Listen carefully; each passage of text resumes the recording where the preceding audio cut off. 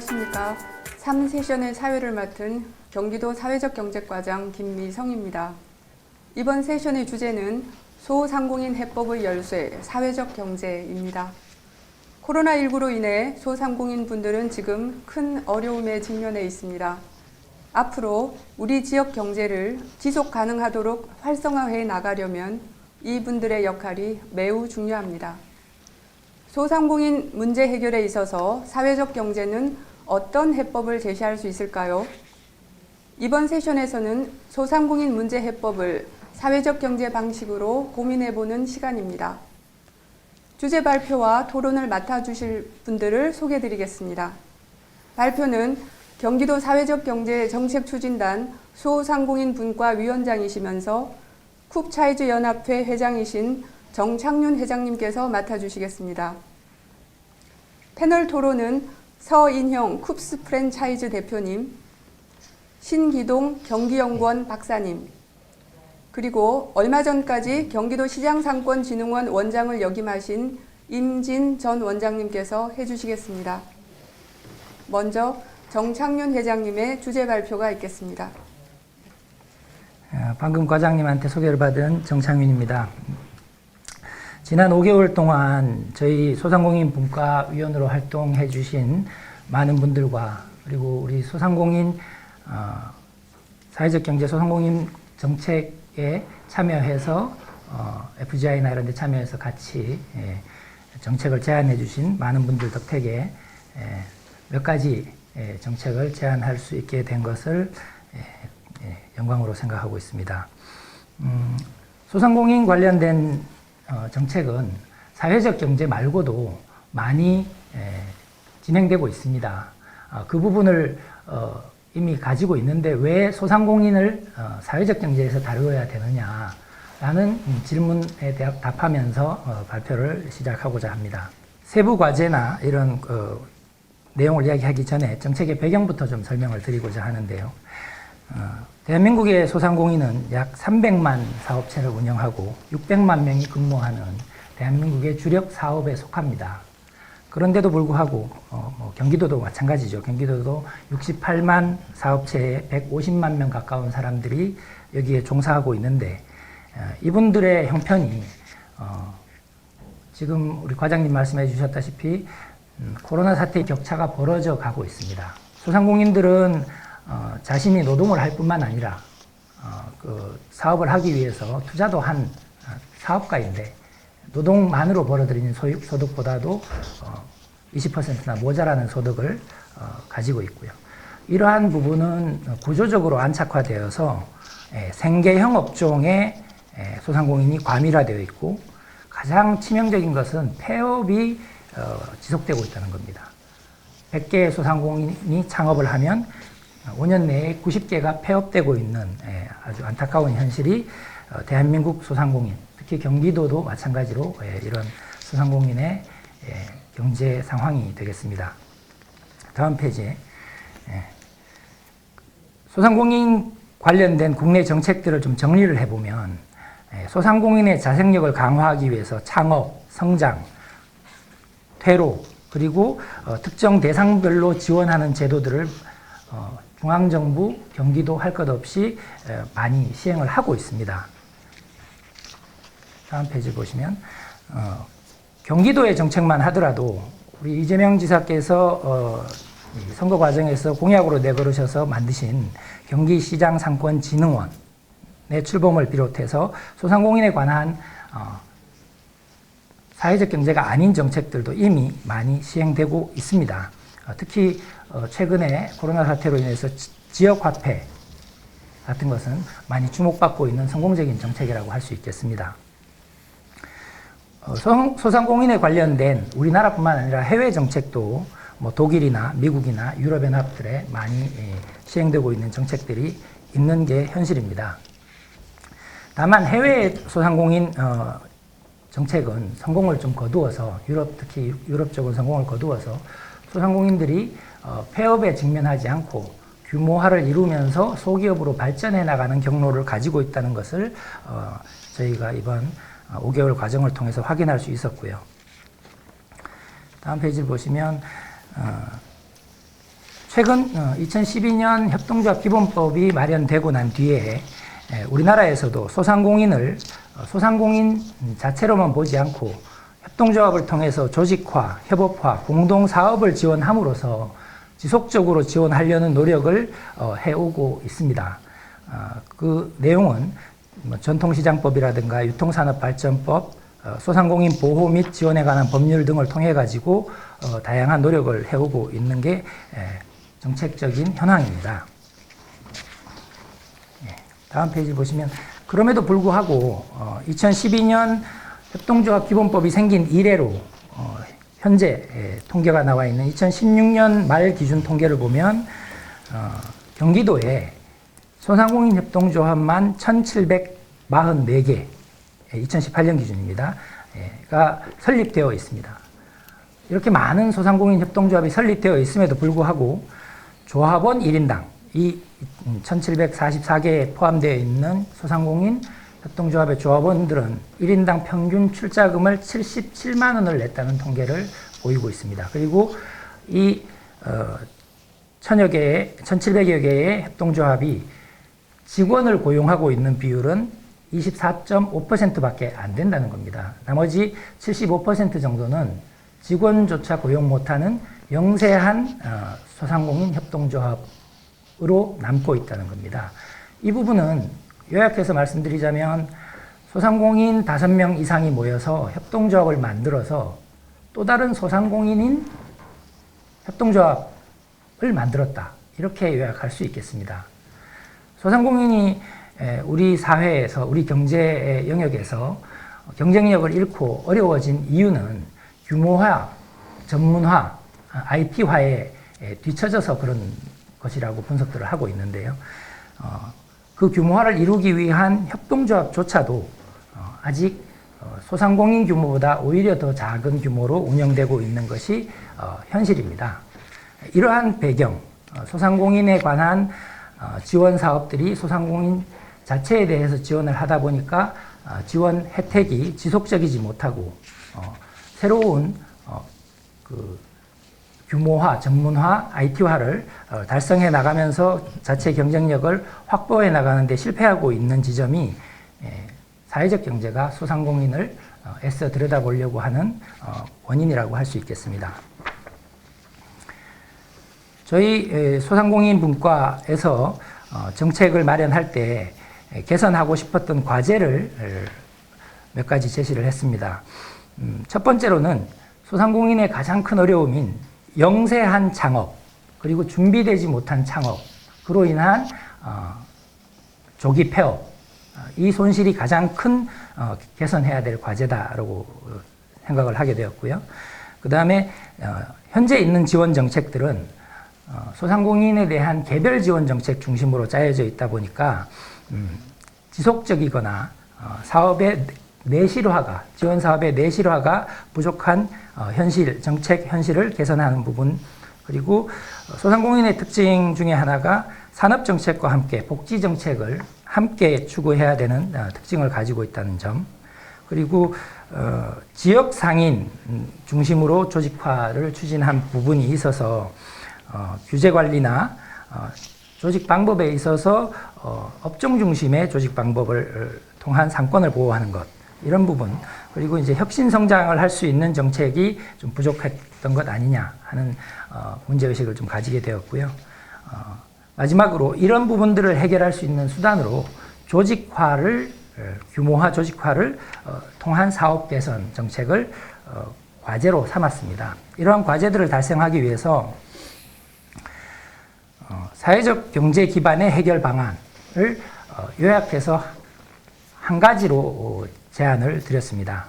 소상공인 업종을 막론하고 크게 보면 독립 자영업자보다는 프랜차이즈로 대변되는 네트워크화된 네트워크 기업 형태의 소상공인들이 훨씬 더 경쟁력이 있다. 이 부분은 과거에 지금까지 증명된 사실로 판단할 수 있겠습니다.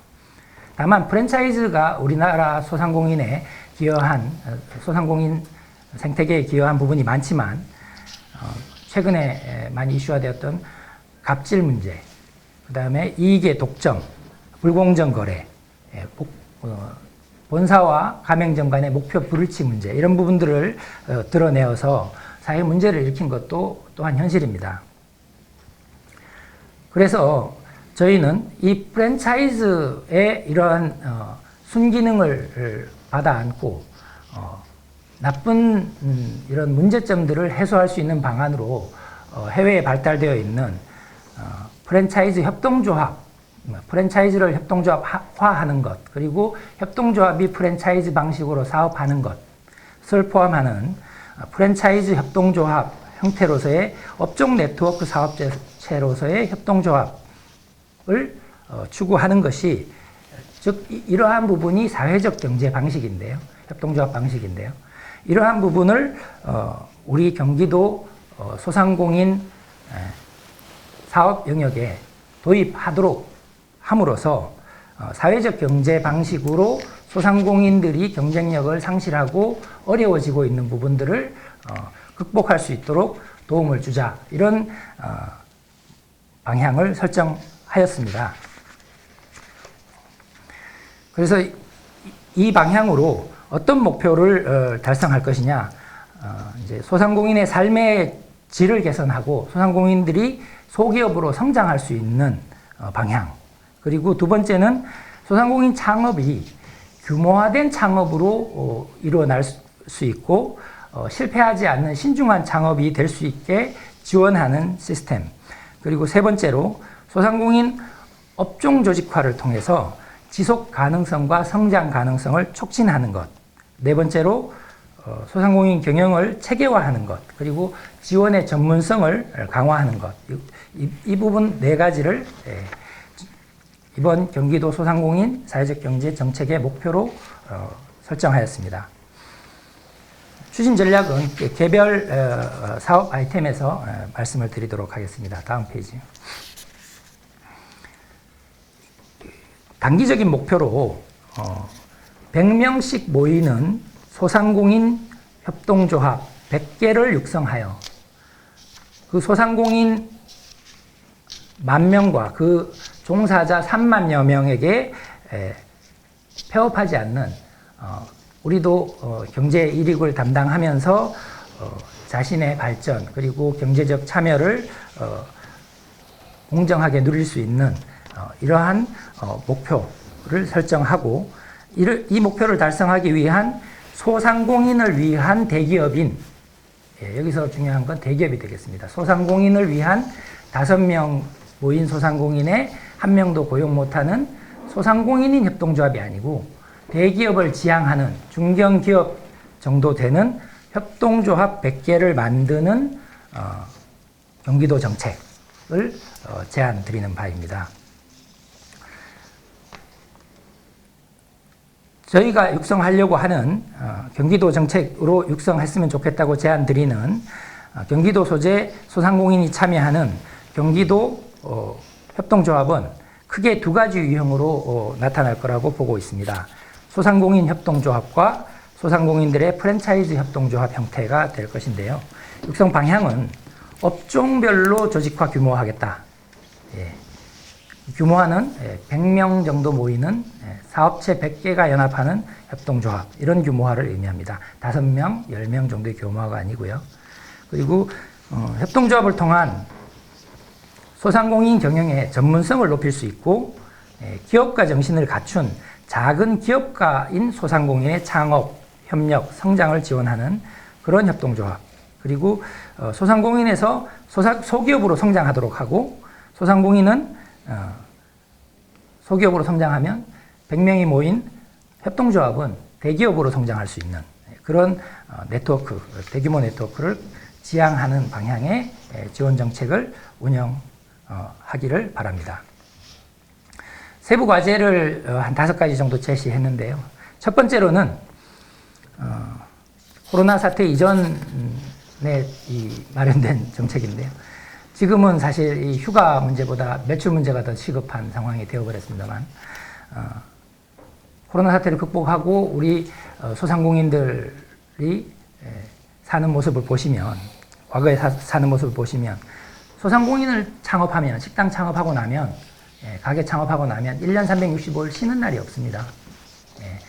쉬려면 문을 닫아야 되는 이런 형편을 협동조합의 같은 업종의 협동조합의 지원을 통해 가지고 경기도가 협동조합을 지원하고 그 협동조합이 전문화된 대체 인력을 고용해서 소상공인들을 지원함으로써 소상공인과 그에 고용되어 있는 종업원들이 휴가를 좀 가고 재충전을 할 수 있는 기회를 제공하는 정책을 경기도에 제안을 드리고 있습니다. 두 번째로 이러한 소상공인 협동조합은 경기도에 1,700여 개 지금 현재 존재하고 있는 소상공인 협동조합들 중에서 전문적으로 규모화되어서 대기업화된 협동조합으로 성장할 수 있는 곳들을 전문적으로 지원하는 인큐베이팅 센터를 경기도에서 가능하면 시장상권진흥원이나 이런 곳에 설치하여서 전문 지원을 하도록 제안을 드리고자 합니다. 세 번째로는 소상공인들이 지금도 많이 창업을 하고 있습니다. 많이 폐업을 하고 있고요. 소규모 창업을 할 수밖에 없는 원인 중에 저희가 토론과 연구를 통해서 자료 검토를 통해서 면담을 통해서 확인한 바는 창업 과정에 소상공인들이 금융 지원을 받을 수 있는 시스템은 현재 거의 없습니다. 이 부분들을 소상공인 스스로 해결할 수 있는 경기도 소상공인 전문 신협을 소상공인들이 만들 수 있도록 신용협동조합을 만들 수 있도록 경기도가 정책적으로 지원하는 사업을 하시도록 경기도 정책으로 권유합니다. 경기도에는 소상공인들이 실질적으로 운영하고 있는 업체만 따지더라도 약 60만 개의 업체를 셀 수 있는데요. 이들의 평균 매출액인 한 2억 원 정도를 계산하더라도 약 12조 원 정도 연매출이 있습니다. 그 중에 1% 정도만 우리가 같이 신협을 만들어서 금융을 일으키더라도 충분히 창업 규모화 이런 부분들을 달성할 수 있고 경영 안정에 도움을 줄 수 있는 소상공인 스스로의 금융조직을 형성하도록 경기도가 지원했으면 좋겠습니다. 네 번째로 최근에 우리 도지사께서 말씀하신 배달 플랫폼 이런 것들로도 좀 이슈화된 적이 있는데요. 경기도가 소상공인들의 취약점인 IT 시스템을 공유할 수 있는 소상공인들의 네트워크에서 공유할 수 있는 공유 IT 플랫폼을 좀 제공해 주셨으면 좋겠다. 이건 배달 플랫폼만이 아니고요. 포스라고 불리는 물류 관리나 재고 관리 시스템 이런 것들도 포함하고 요즘 온라인 쇼핑 이런 부분들도 포함되는 경기도에 있는 소상공인들이 공동으로 이용할 수 있는 IT 플랫폼을 경기도가 정책적으로 지원해주면 그걸 협동조합이든지 아니면 네트워크화된 경기도 소상공인들이 활용해서 경쟁력을 강화하는 데 도움이 되겠다 이런 정책을 제안드립니다. 다섯 번째로는 이러한 협동조합 대기업화된 협동조합을 만들더라도 소상공인 사업체를 경영하는 것과 대기업인 협동조합을 경영하는 것은 많이 다른 영역입니다. 그래서 전문 경영인들을 양성하는 것이 사업의 지속성을 위해서 그리고 발전성을 위해서 매우 중요한 영역입니다. 경기도 내에 있는 많은 교육기관들이나 만들어질 협동조합 지원센터, 인큐베이팅 센터를 통해서 경기도 소상공인 협동조합 전문 경영자 과정을 통해서 전문 인력들을 양성하는 부분도 경기도가 정책적으로 지원해 주기를 제안드리면서 소상공인 분과 정책 제안을 발표를 마치고자 합니다. 고맙습니다. 네, 회장님 주제 발표 잘 들었습니다. 말씀을 듣다 보니까 소상공인 영역에서도 사회적 경제가 담당할 만한 의미 있는 시도가 많이 있다라는 걸 알게 된 것 같습니다. 이어서 토론을 진행하겠습니다. 순서는 서인영 대표님부터 해주시겠어요? 예, 네. 알겠습니다. 방금 소개받은 쿱스 프랜차이즈의 서임형입니다. 저는 협동조합을 컨설팅하고 다니면서 소상공인들을 봤습니다. 여러 가지 얘기들을 하지만 실제로 소상공인 문제의 가장 핵심은 소상공인이 시장 규모에 비해서 너무 많다는 겁니다. 시장 규모에 비해서 너무 많아서 사실은 정책적으로 진입을 제한할 필요가 있습니다. 손쉽게 소상공인들로 진입되는 경로들이 보통은 어떠냐 하면 일반적으로 프랜차이즈들 때문입니다. 이전에는 예를 들면 빵집을 차리려고 하더라도 빵집에 대해서 전문적인 자기 능력들, 빵을 만들 수 있는 능력들이 있어야 창업이 가능했는데 프랜차이즈가 되면서부터는 비전문가들이 쉽게 소상공인에 진입할 수 있습니다. 어떤 방법이든지 진입의 장벽들, 진입 문턱들을 좀 높여야 소상공인의 개수들을 줄일 수 있고 시장 규모에 비해서 줄일 수 있어야지 사실은 이 소상공인들이 생존이 가능할 것 같습니다. 두 번째로 어쩔 수 없이 진입한다 그러면 진입에 대한 지원이 있어야 됩니다. 진입의 지원은 외국의 경우는 사업고용 협동조합이라서 정부에서 정책적으로 소상공인에 들어가려고 하는 사람들에 대해서 여러 가지 영역들을 지원합니다. 세무에 관한 교육들을 지원하기도 하고 영업에 관한 교육들을 지원하기도 하고 네트워크를 만들어주기도 하고 이런 진입 지원 정책들이 필요하고요. 세 번째로 이미 있는 소상공인들에게는 비용 절감이나 규모화를 할 수 있는 구조들을 짜줘야 됩니다. 조금 전에 회장님 말씀하셨듯이 협동조합 프랜차이즈거나 아니면 소상공인 협동조합들을 통해서 비용들을 절감할 수 있는 구조들을 좀 짜줘야 되고요. 네 번째로 마지막으로는 이미 있는 소상공인들 중에서 그만두겠다고 할 수 있는 구조인 퇴출 영역들을 지원해줘야 됩니다. 이런 부분들이 지원들이 나타나지 않으면 소상공인들의 시장의 규모 때문에 결국은 내부 경쟁들이 워낙 심해서 이 부분들은 성장하기 굉장히 어려울 거라고 저는 생각합니다. 이런 지원들이 좀 필요하다고 생각합니다. 이상입니다. 예. 네, 말씀 잘 들었습니다. 다음 신기동 박사님 말씀 부탁드립니다. 네, 예. 네, 안녕하세요. 네, 저는 경기도에서 경기도 관련된 산업 경제와 관련된 정책을 주로 연구해 오던 사람으로서 정책이라는 관점에서 오늘 발표하신 내용에 대해서 조금 제가 어떤 의미라든지 이런 걸 조금 검토하고 조금 나름대로 제안 내지는 보완을 좀 필요가 있는 부분에 대해서 좀 말씀을 드리는 걸 하겠습니다. 지금 프랜차이즈 협동조합이라는 걸 이제 중심으로 해서 소상공인의 어떤 문제 해법의 열쇠를 이제 제시하는 상당히 이제 의미 있는 어떤 시도라고 생각이 되는데요. 이거는 이제 아까 발표 내용에도 어느 정도 말씀을 하셨지만 기존의 소상공인과 관련된 정책들이 안고 있는 여러 가지 좀 문제나 한계들이 좀 있었습니다. 정부에서 많은 노력을 해왔지만 좀 몇 가지로 일단은 이제 그 문제점을 짚어보면은 너무 정부 주도형, 공공 주도형으로 이제 해왔었다. 소상공인을 보호의 대상으로만 이제 보는 관점에서 접근을 했었던 측면이 있었다. 이제 이런 게 있었고요. 그리고 이제 많은 정책들을 제시를 했지만 여기 이제 발표 내용이 있지만 예를 들어 이제 어떤 정부 발표도 이제 자생력 강화라는 걸 이제 큰 목표로 제시를 했음에도 불구하고 세부적인 어떤 정책들은 거기와 연계되지 않는 이제 사업들이 백화점식으로 열거되는 그런 식으로 좀 돼 있고 그 다음에 결국 이런 것은 또 하나의 어떤 전략적인 측면에서 너무 이제 공급자 관점에 좀 치우쳤다. 결국 이제 소비자라는 것이 결국 시장에서 어떤 판단을 해서 선택을 하는 그 소비자한테 선택을 받아야지 이제 시장에서 이제 자리 잡고 성장할 수 있는데 결국 소상공인의 정책도 그러한 관점에서 어떻게 하면 선택받을 수 있는가 아마 그런 관점에서 좀 정책을 좀 더 이제 개발했으면 싶었지만 그동안의 정책들이 상당히 이제 공급자인 소상공인들이 직접적으로 이제 원하는 것을 이제 주로 많이 이제 수용하는 측면에만 치우치다 보니까 좀 그런 측면에 좀 취약했다는 게 있었고 그것은 결국은 어떤 정책이 어떤 실제 효과를 가져오는 데도 조금 이제 참 부족했다. 그런 결과로서 나타나고 있다고 이제 판단이 됩니다. 그동안의 정부 정책들이 많은 어떤 이제 성과도 있었다고 볼 수 있지만 투입에 비해서 조금 이제 그런 성과가 부족하다는 이제 얘기를 많이 하는데 그것이 어떤 이제 접근에 있어서의 문제가 좀 있지 않았나.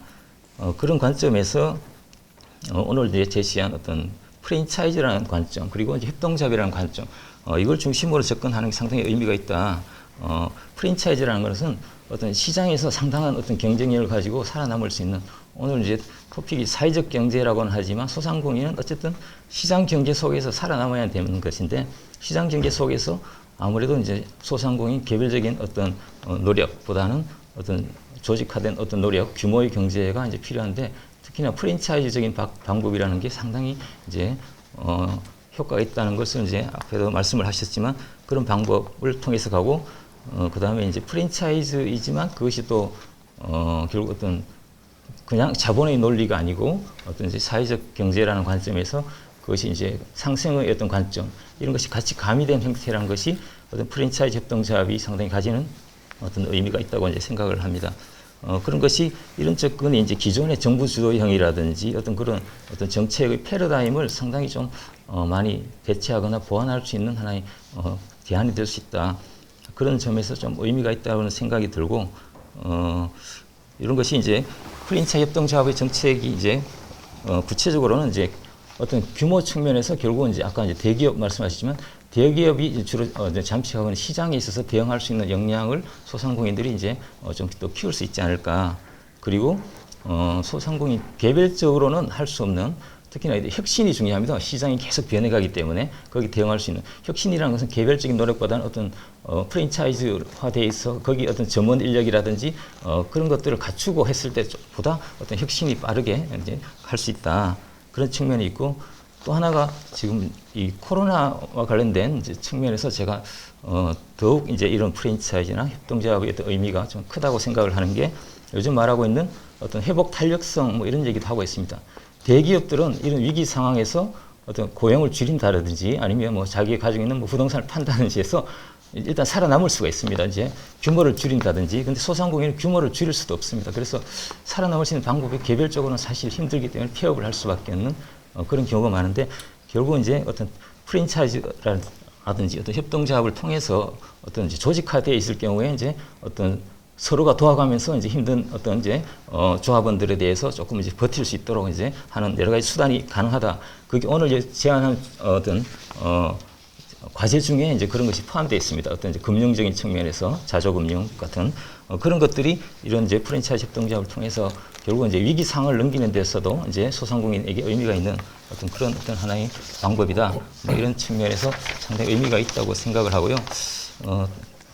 조금 더 이제 오늘 이제 발표 내용이 이제 원본이 아니라서 제가 이제 좀 전체적인 내용을 좀 자세히 보지는 못했기 때문에 말하자면 오늘 제시한 내용들이 어떤 이제 하나의 이제 100대 이제 협동조합을 이제 대규모 협동조합을 만드는 것을 목표로 제시를 하시는데 그런 이제 100대 협동조합을 이제 어떻게 만들어 갈 것인지 어떤 그것이 이제 우선이 조금 만드는 방법이 어떤 조금 더 구체적 제시는 안 돼 있고 여기에서는 좀 그런 어떤 조직화된 아니 규모화된 어떤 협동조합 체계 하에서 수행할 수 있는 어떤 실행 과제들을 사후적인 과제라고 할 수 있는 것들 제안한 느낌이 좀 들거든요.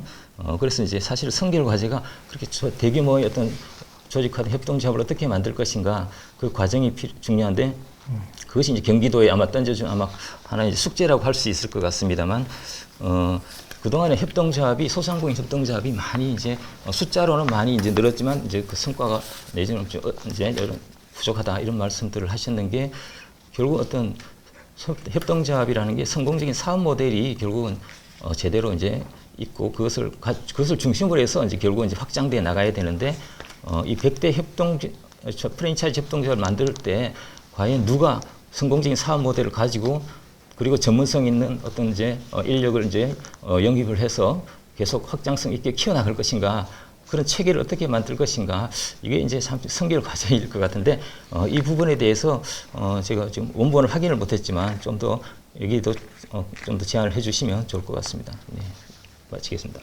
네, 말씀 잘 들었습니다.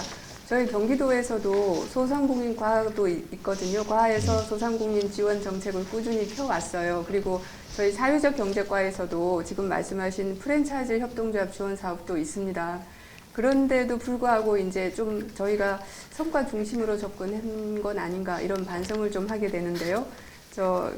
마지막으로 임진 전 원장님 말씀을 좀 들어볼까요? 네, 발표해 주신 내용 너무 잘 들었습니다. 간절한 부분이고요. 다만 이제 이런 게 있는 것 같습니다. 소상공인을 바라보는 시각과 정책적 방향이 단어가 소상공인이라서 그런지 단일로 바라보는 경향들이 있습니다. 실제 65만, 전국의 600만, 700만의 소상공인들은 현재 살아있거든요. 그들이 새로 창업하고 폐업하시고 계시는 겁니다. 그분들이 국민이죠. 소상공인이라는 별도의 국민이나 별도의 인종이 존재하고 있지는 않습니다. 그래서 이 방송을 보게 되시는 분들은 우리들의 말하는 부분에 대해서 자기가 실제 영업하고 있는 부분에 얼마나 와닿는 얘기를 하느냐, 이거를 따질 겁니다. 포스트 코로나가 아직도 걱정이 되는데요. 지금까지 대한민국과 경기도, 우리가 펼쳐왔던 소상공인에 대한 각종 지원 정책이 그래도 얼추 맞아 들어갔습니다. 그런데 이번을 통해서 완전히 그동안에 쌓았던 노하우가 다 없어져 버릴 정도로 생각이 들거든요. 창업을 위한 교육과 경영자에 대한 교육, 그들을 조직화시키는 부분, 다양한 마케팅 기법이나 이런 걸 지원하는 부분, 쿱이든 사회적 경제든 그쪽 양성화시키는 부분이 이런 코로나 직면한 뒤로부터 모든 사회관계, 경제 주체들 간의 연결고리가 다 끊어져 버린 상태까지 경험해 본 우리 자영업자들은 지금 망연자실하거든요. 이런 차지에서 본다면 우리가 이들을 어떻게 바라보냐 했을 때 구조적인 문제 해결이 필요한데, 그 부분에 있어서는 저는 협동조합이 상당히 큰 의미를 갖는다고 생각을 합니다. 가장 마지막의 안정장치가 가정이거든요. 그 가정과 연결시키듯이 여기에서는 어찌 보면 100개의 프랜차이즈 또는 100개의 협동조합을 업종 단위로 묶는다고 하는데, 저는 이 부분에 대한 좀 생각이 다릅니다. 왜냐하면요, 그 모두에 말씀드린 것처럼 현재 65만 경기도 소상공인이 골목이든 전통시장에 모여 살고 있거든요. 아파트 단지 상가에도 모여 살고 있고, 그들은 다른 업종의 다른 분들이 한 공간을 꾸리고 있습니다. 그 공간에서의 협업과 그 공간에서의 공동의 문제 해결을 위한 다양한 지원 정책이 펴져야 되는데, 업종으로 되게 되면요, 만약에 한 협동조합의 100군데 업체에 미용실을 한다면 다 흩어져 있을 겁니다. 그렇게 되면 공간에 대한 시너지를 만들어내기가 좀 어렵거든요. 그래서 될 수 있으면 업종도 되게 중요합니다. 직능 개념으로. 하지만 어떤 공간에 대한 지원도 필요하겠다. 그리고 사회적 협동조합을 통해서 바라는 부분이 약간 이제 중소기업까지 어떤 기업가 정신까지 발휘될 수 있는 부분으로 발전되는 거 찬성을 합니다. 다만 이제는 그 지역 경제나 사회적 경제를 바라보는 시각의 전환이 좀 필요할 것 같습니다. 배민 사태도 그렇고 다양한 형태에서 소상공인이 처한 다양한 수수료들, 배달 수수료, 카드 수수료, 포스 이용 단말기 수수료, 이런 모든 수수료를 망라해서 이제는 어떤 중간자조적인 기업이나 이런 사람들에 대한 플랫폼 기반이 아니라 이제는 다 공유할 때가 된 것 같습니다. 즉 소비자가 곧 배달원이고 배달원이 곧 상인이기도 하고, 이제는 이런 플랫폼을 민간이 아니라 공공이 깔아줄 필요가 있고, 그러면 자기가 언제든지 앱을 통해서 배달도 할 수 있는 거고요. 그러면 이런 거에 대한 최소한의 안전장치 개념에서 협동조합이 굉장히 큰 힘을 발휘할 거라고 생각합니다. 법인을 만들거나 주식회사를 만들거나 이런 방식이 아니라요. 이제는 서로 10가지의 제조품을 한 명이 모아서 10명의 소비자에게 나눠주는, 이게 물류가 효율화되고 효과성이 크다. 이거는 과거의 방식 같습니다. 이제는 완벽하게 개방하고 전통시장을 이용자나 전통시장의 물품과 재화를 공급하는 상인이나 이런 부분들이 할 수 있는 공공의 플랫폼이 참 저렴하게 아니면 무상으로 공급되어야 하고, 그 안에서 다양한 방식으로 발전되고 성장할 수 있는 사람들 간의 주체, 그게 협동조합 형태로 나아갔으면 하는 바람입니다. 이상입니다. 네. 주제 발표해 주신 그 회장님께서 대체 인력 지원이라던가 협동조합 인큐베이팅 센터, 전문 신협, 또 온라인 플랫폼 구축, 교육 이런 문제들을 지적을 해 주셨어요. 그런데 이제 이게 다 협동조합 사회적 경제 안에서 풀어나가야 되는 거잖아요. 그런데 이제 우리 현실에서 보면 협동조합을 하시는 분들, 소상공인 분들이 크게 여유가 없어요. 그러니까 생업을 하시느라고 너무 바쁘셔서 크게 여유가 없으실 수도 있고, 또 다르게는 나한테 무슨 이득이 있냐 이런 고민도 하시게 되지 않을까 그런 생각이 듭니다. 그럼에도 불구하고 이 소상공인 문제를 해결하는데 사회적 경제 영역에서 새로운 관점의 접목이 필요하다는 생각은 듭니다. 그 발표하고 토론을 해주시는 동안에 댓글로 질문들이 들어와 있는데요. 몇 가지 한번 같이 읽어보겠습니다.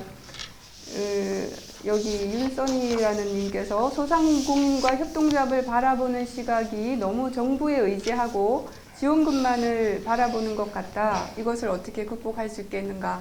라는 의견이 하나 있고요. 그 다음에 신용협동조합은 좋기는 한데 금융위원회에서 신규 인가를 안 해주지 않나? 그러면 어떻게 만들 수 있겠나? 이런 의견도 있습니다. 어떻게 어느 분께서 답변을 해주실까요? 네. 우선 제가 좀 먼저 네네. 말씀을 드리겠습니다. 우리 그 임진 원장님께서도 말씀해 주셨던 지역 단위 그리고 소상공인들의 생활 공간 단위의 지원이나 이런 부분들은 사실 정부가 이번 코로나 사태에서도 보여주지만 항공사 뭐 이런 데들에 대해서 조 단위 지원 정책들을 펼칩니다. 개별 단위 기업에 대해서도요. 코로나 때문이 아니고 과거에도 데이터를 보면 기업에 종사하는 종사자 1인당 지원, 정부의 각종 지원 정책의 금액의 규모는 중견기업이 가장 많고요. 대기업이 그 다음, 중소기업이 그 다음, 소상공인은 한 명당 나누어도 가장 작은, 심지어 평균의 7분의 1밖에 지원을 못 받는다고 합니다. 이거는 공정 경쟁이 아예 아닌 겁니다. 시장에서도. 그래서 그나마 7분의 1이라도 하고 있어서 다행인데요. 우리 임진 원장님 말씀하셨지만 공간 지원이나 기존 전통적인 방식, 경제 정책의 일환 또는 복지 정책의 일환으로 소상공인을 지원하는 정책은 지금 그대로 가야 되고 더 확대돼야 되는 부분이 있습니다. 다만 저희가 사회적 경제 방식으로 소상공인 지원을 새롭게 더 추가하자고 하는 것이니까요. 이거는 업종 단위로 하는 것이 좋겠다. 그래서 마치 천을 짤 때 시줄과 날줄처럼 업종과 지역을 함께 지원하는 방식으로 협동조합을 만들어야 되고, 그럴 때 이제 이런 부분들을 협동조합은 스스로 하면 되지 왜 정부가 지원해야 되느냐 하는 부분은 정부 주도로 이걸 만들자는 뜻이 아닙니다. 그래서 우리 아까 신기동 박사님께서 말씀하셨던 100대 협동조합을 어떻게 만들 것인가에 대해서 여기 아무 내용이 없다고 말씀하셨는데 아무 내용이 없습니다. 왜냐하면 이건 소상공인들이 스스로 협동조합을 만드셔야 되기 때문입니다.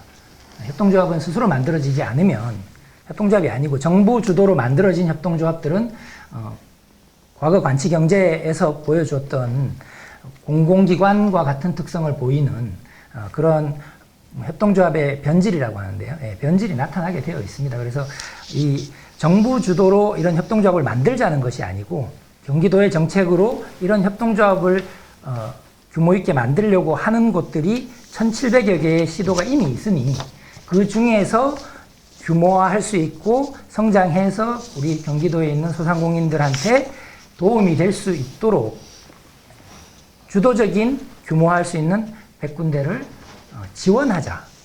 그 지원센터를 만들자.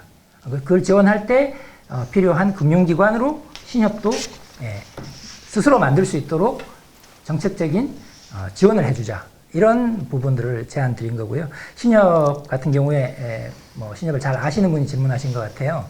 우리 금융당국에서 신협의 신규의 설립은 과거에 10수년 동안 인가를 하지 않고 있었습니다. 다만 재작년 말 신협법이 개정되면서 인가 간주제가 도입이 되었고요. 다음에 두 번째로는 도 정책으로 이런 부분들을 진행을 하게 되면 인가를 받기도 훨씬 수월해지는 부분이 있어서 정책적 지원이 필요한 영역이다 이렇게 제안을 드렸습니다. 예, 저도 하나 질문 드리겠는데요. 그러니까 협동조합의 그 실태 조사한 내용들을 보면 그 협동조합 그 출자금을 내는 비율이 한 50% 선에 머무르고 있고 그 각자 부담하는 금액도 월 회비 같은 걸 말씀을 드리는 건데 회비 납부액도 굉장히 한 50만 원 전후로 굉장히 적었던 기억이 납니다. 근데 이 지금 좋은 아이디어들이 현장에서 실현이 되려면 그 협동조합에 참여하도록 동기 유인을 해야 될 테고, 그다음에 들어오시는 분들이 또 제대로 잘 운영이 돼가지고 책임지고 운영할 수 있도록 출자금도 내고 회비도 내고 이렇게 참여를 적극적으로 해야 될 테고요. 그다음에 그 협동조합 활동에 드는 시간도 많이 필요할 텐데 그 부분을 저희 도청에서 지원을 한다면, 아니 도와 사회적 경제센터에서 지원을 한다면 어떤 형태로, 왜냐하면 경기도는 지역이 굉장히 넓으니까요. 한 군데서 이렇게 집중적으로 지원을 하기는 상당히 어렵지 않나 이런 생각이 드는데 그 문제는 어떻게 해결할 수 있을까 궁금합니다.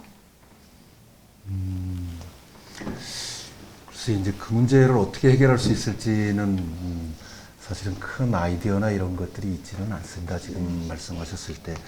근데 결국 협동조합을 만든다라고 얘기하는 건 조합원들에게 어떤 경제적인 이익이라고 얘기하는 것들이 보여져야 하고, 그걸 보여줄 수 있는 구조가 짜져야지 사실은, 그래야 협동조합이 만들어져서 잘 운영되는 의미들이 있는 거거든요.